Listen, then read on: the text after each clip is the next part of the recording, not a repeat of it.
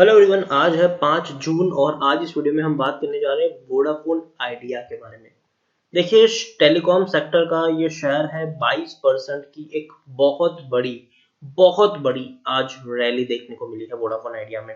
आज हालांकि पिछले कुछ दिनों से मार्केट में एक बढ़िया रैली देखने को मिल रही है और वोडाफोन आइडिया के शेयर में भी बहुत बड़ी तेजी देखने को मिल रही है।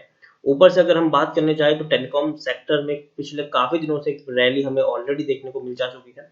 इस वीडियो में हम बात करेंगे कि वोडाफोन आइडिया क्या खरीदारी करने लायक सिचुएशन में हाल फिलहाल में पहुंच चुका है कि नहीं, क्या अभी यहाँ पर खरीदारी बनती है कि नहीं, या प्रॉफिट बुकिंग करना सही रहेगा। तो देखिए, वीडियो को मैं शुरू करूं उससे पहले अगर आपने अभी तक चैनल को सब्सक्राइब नहीं किया है तो प्लीज अभी इसे सब्सक्राइब कर लीजिए, क्योंकि आगे भी बहुत सारे वीडियोस हैं जो आपको काफी ज्यादा हेल्प करेंगे। तो चलिए शुरू करते हैं। तो जैसे कि आप देख सकते हैं कि वोडाफोन आइडिया का शेयर अभी 10 रुपए 50 पैसे के ऊपर ट्रेड कर रहा है। पिछले एक महीने की बात करें तो एक महीने में 150% का ग्रोथ है। शायद ही किसी कंपनी ने इतना बड़ा ग्रोथ दर्ज किया होगा। 4 रुपए 14 पैसे का शेयर एक महीने में 10 रुपए 24 पैसे के ऊपर पहुंच चुका है।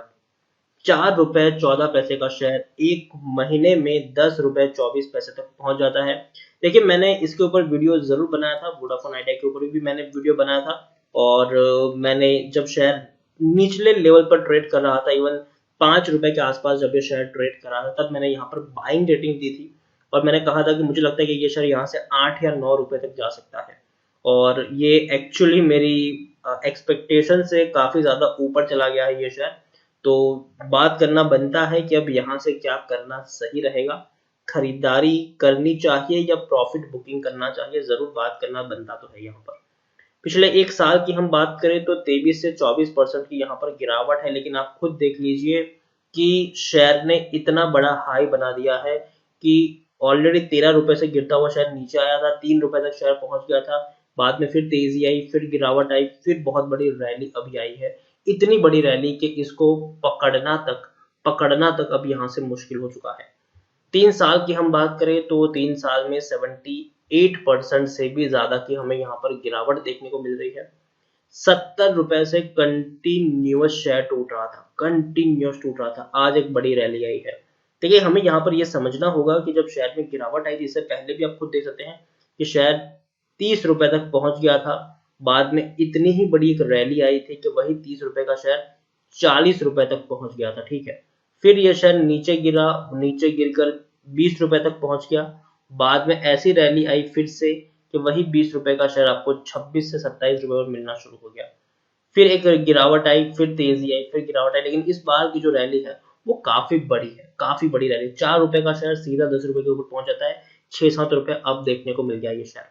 10 साल की हम बात करें तो वोडाफोन आइडिया में पिछले 10 साल में 68% की हमें गिरावट देखने को मिली। 122 रुपए से कंटिन्यूस शेयर नीचे टूटा है, बीच में बाउंस बैक भी किया है। आप खुद देख सकते हैं यहाँ पर 44 रुपीज के ऊपर शेयर था, कुछ ही दिन में वही शेयर 66 रुपीज तक पहुंचता है, फिर गिरता है, फिर ऊपर आता है, फिर एक बहुत बड़ी गिरावट यहाँ पर आती है। 27,000 करोड़ के आसपास का इसका मार्केट कैप है, लार्ज कैप स्टॉक है ये। यहाँ पर अगर हम बात करने जाए तो वॉल्यूम ट्रेड काफी ज्यादा है, 180 करोड़ के आसपास का वॉल्यूम ट्रेड देखने को मिल रहा है। 180 करोड़ शेयर्स का वॉल्यूम ट्रेड। शेयर होल्डिंग की बात करें तो प्रमोटर की होल्डिंग कांस्टेंट है, 18.48% की होल्डिंग है। लेकिन एफआईज भी यहाँ पर बिकवाली कर रहे हैं, म्यूचुअल फंड भी बेच रहा है, इंश्योरेंस कंपनी भी बेच रहा है। एफआईज के पास 8.82% की होल्डिंग है, म्यूचुअल फंड के पास 4.52% की होल्डिंग है, इंश्योरेंस कंपनी के पास 1.34% की होल्डिंग देखने को मिली है। अब खुद देखिए यहाँ पर प्रमोटर भी था। ये होल्डिंग की बात की तो ग्रासिम इंडस्ट्रीज है जिनके पास 11.55% की होल्डिंग है। एक भी शेयर प्रमोटर का यहाँ पर गिरवी नहीं है। 51 म्यूचुअल फंड स्कीम ने अपना पैसा लगाया, 212 एफआईएस भी यहाँ पर इन्वेस्टेड है। हाईएस्ट पब्लिक शेयर होल्डर की बात की तो Franklin India focus equity fund है जिनके पास 1.10% की होल्डिंग है। इंडिविजुअल इन्वेस्टर होल्डिंग 10.48% की देखने को मिल रही है। वोडाफोन आइडिया की अगर हम यहाँ पर बात करने जाएंगे तो जो एक सबसे बड़ी खबर निकल कर आई थी कि गूगल यहाँ पर खरीदारी कर सकता है। 5% की हिस्सेदारी गूगल यहाँ पर खरीद सकता है। और इस खबर के चलते एक बहुत बड़ी रैली आई थी, लेकिन बाद में शेयर नीचे टूट भी गया था। जब खबर आई थी वोडाफोन इंडिया ने खुद कहा था कि भैया ऐसा कोई प्रपोजल वो कंसिडर नहीं कर रहे हैं और ना ही ऐसा कुछ होने वाला है। तो शेयर में 34% का ग्रोथ आया था, लेकिन बाद में शेयर 20% गिरकर 12% से 13% का ग्रोथ लेकर बैठा जरूर था। यहाँ पर अगर हम बात करें वोडाफोन आइडिया के बारे में, तो देखिए वोडाफोन आइडिया में see further upsides on likely ARPU growth. तो देखिए आरपीयू का जो ग्रोथ है, एवरेज रेवेन्यू पर यूजर जिसको हम कहते हैं, तो वो धीरे धीरे इंक्रीज हो रहा है। ठीक है, वोडाफोन आइडिया अभी भी इंडिया की दूसरी सबसे बड़ी टेलीकॉम कंपनी है, रिलायंस जियो के बाद में। पहले ये पहले नंबर पर हुआ करती थी, लेकिन बाद में जियो का जो ग्रोथ आया, जियो ने जिस तरीके से पूरे मार्केट को डोमिनेट किया और काफी बड़ा पोजीशन हासिल कर लिया। अभी अगर हम बात करें अकॉर्डिंग टू सब्सक्राइबर्स, तो सबसे ज्यादा सब्सक्राइबर्स अभी है रिलायंस जियो के बाद, उसके बाद वोडाफोन आइडिया है, ना कि भारती एयरटेल। अगेन मैं कह दूं वोडाफोन आइडिया है यहाँ पर।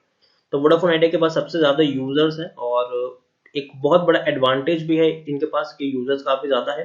CLSA sees further upside in Vodafone Idea share a likelihood strong ARPU, मतलब average revenue per user growth going ahead, resolution on adjust gross revenue front, potential float tariff। देखिए stock में भले ही काफी ज्यादा गिरावट है, लेकिन एक अच्छी चीज ये है कि जो एवरेज रेवेन्यू पर यूजर है ये यहाँ पर बढ़ता हुआ दिखाई दे सकता है आने वाले दिनों में। तो जिनके पास जितने ज्यादा यूजर उतना ज्यादा पैसा हम यहाँ पर इस तरीके से काउंट कर सकते हैं, क्योंकि टैरिफ प्लान भी बढ़े हैं, टैरिफ प्लान में इजाफा हुआ है, पैसा बढ़ा है, तकरीबन 20 से 50% का टैरिफ प्लान में हमें ग्रोथ देखने को मिला था। तो इसीलिए अगर हम बात करें तो वोडाफोन आइडिया में भी ये चीज देखने को मिल सकती है। On a likelihood ARPU growth sale S said Vodafone Idea's mobile ARPU is ₹109। तो देखिए तकरीबन हम कह सकते हैं कि ₹109 के आसपास का इनका एवरेज रेवेन्यू पर यूजर के आसपास हम कह सकते हैं। और यहाँ पर ग्रोथ यहाँ पर देखने को मिल रहा है ग्राफ में आपको। देखिए ये एक्चुअली ये प्राइस का ग्रोथ है और शेयर में काफी बड़ी तेजी भी हमें देखने को मिल जा चुकी है। तो CLSA expect Vodafone Idea mobile ARPU growth by about 30% to 140, mainly led by tariff hike। तो देखिए जो टैरिफ बढ़ाया गया उसकी वजह से 30% से 140% का ग्रोथ हमें देखने को मिल सकता है। Vodafone ideas earning before interest tax, तो अगर इन सबकी अगर हम बात करें तो 67% तक का जंप हमें देखने को मिल सकता है यहाँ पर। Vodafone idea merge from loss 18। तो देखिए पिछले अगर हम कुछ दिनों की बात करें तो 118 मिलियन सब्सक्राइबर इन्होंने गंवाए हैं वोडाफोन आइडिया ने, और वो सारे सब्सक्राइबर्स जो हैं वो डिवाइड हुए हैं जियो में। कुछ लोग जियो में चले गए, कुछ लोग एयरटेल में चले गए, तो जरूर इन लोगों का सब्सक्राइबर बेस हिट जरूर हुआ है। सबसे बड़ा अगर नेगेटिव पॉइंट वोडाफोन आइडिया में है तो वो इनका ऊपर जो कर्जा है वो है। वोडाफोन आइडिया की अगर मैं बात करूंगा तो आप यहाँ पर देख सकते हैं कि टेक्निकल रेटिंग है वो अभी भी काफी अच्छी इनकी दिखाई दे रही है। According to Moneycontrol user 78% लोग खरीदने की सलाह दे रहे हैं, 15% लोग बेचने की सलाह दे रहे हैं और 7% लोग यहाँ पर होल्ड करने की बात सलाह दे रहे हैं।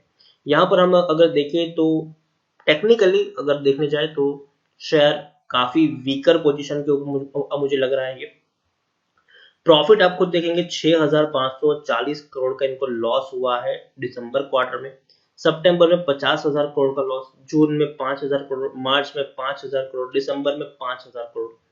तो मुनाफा इन्होंने कमाया ही नहीं है मुनाफा, और खर्चा काफी ज्यादा हुआ है यहाँ पर। लेकिन एक पॉजिटिव नोट यहाँ पर यह है कि इनका जो रेवेन्यू है वो शायद अब थोड़ा सा इंक्रीज हो सकता है, क्योंकि टैरिफ प्लान बढ़े हैं, पहली चीज। दूसरी चीज ये कि लॉकडाउन के चलते बहुत सारे बिजनेस अफेक्ट हुए हैं, लेकिन टेलीकॉम का बिजनेस बढ़ा है, और ये इनकी फेवर साइड में है, पॉजिटिव साइड में है। जो प्रमोटर अब तक ये सोच रहे थे यहाँ पर कि यार ये डूबता हुआ जहाज है, अब उनको यहाँ पर थोड़ा सा पैसा दिखाई दे रहा होगा। जिस तरीके से रिलायंस जियो में एक के बाद एक बड़ी डील्स हो रही है, तो मुझे लगता है कि आने वाले दिनों में जो प्रमोटर है वो यहाँ पर थोड़े से पॉजिटिव नोड में आना शुरू हो जाएंगे। इससे पहले जब अगर आइडिया के जो मैनेजर है उनको पूछा गया था, मतलब उन्होंने ये बताया था कि वोडाफोन आइडिया मतलब ये जो कंपनी है ये खुद डूब रही है, अगर सरकार हमको कोई हेल्प नहीं करेगी तो हम अपने एडिशनली यहाँ पर पैसा लगाने को तैयार नहीं है। लेकिन शायद अब उनका भी शायद पर्सपेक्टिव शायद चेंज हो सकता है आने वाले दिनों में, क्योंकि धीरे धीरे टेलीकॉम कंपनी एक बड़ा मुनाफा देने वाली कंपनी बनती हुई दिखाई दे रही है। प्रमोटर ने अपनी होल्डिंग थोड़ी सी इंक्रीज की है, जो पहले 71.33% की होल्डिंग थी, आज 72.05% की होल्डिंग है। शेयर गिरवी नहीं है, एफआईज यहाँ पर भाग जरूर रहे हैं, जो पहले 13.13% की होल्डिंग थी, आज 8.82% की होल्डिंग दिखाई दे रही है। इंश्योरेंस कंपनी जहां थे वही है, 1.36% की होल्डिंग, 1.34% की होल्डिंग है। म्यूचुअल फंड ने पैसा यहाँ पर और ज्यादा बढ़ाया, जो पहले 3.07% की होल्डिंग थी, आज 4.52% की होल्डिंग देखने को मिल रही है, अगर हम पिछले एक साल से इसको कंपेयर कर रहे हैं तो।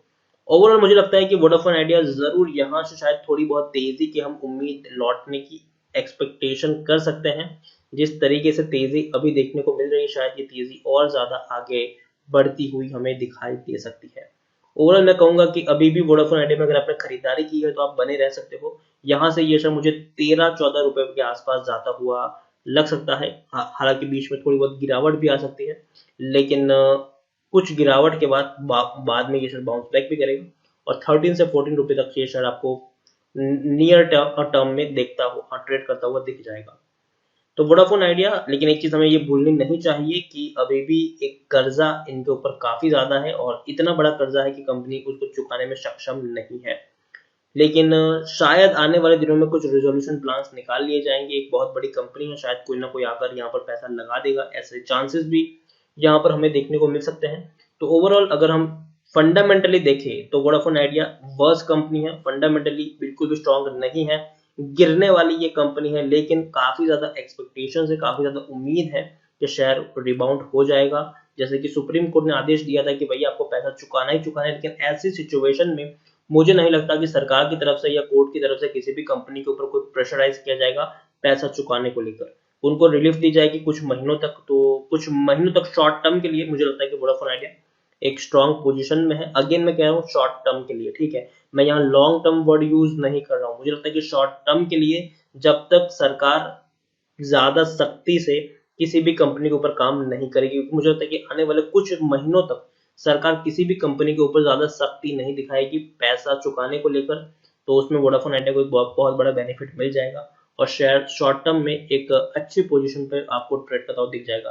तो शॉर्ट टर्म के अगर आप प्लेयर हो तो जरूर वोडाफोन आइडिया में आप थोड़ा सा पैसा लगा सकते हो। लेकिन अगेन मैं कह रहा हूँ शेयर हाईली रिस्की शेयर है, ठीक है, हाईली रिस्की शेयर है। तो पैसा लगाने से पहले एक बार अपने एडवाइजर से, फाइनेंशियल एडवाइजर से सलाह मशवरा जरूर कर लीजिएगा।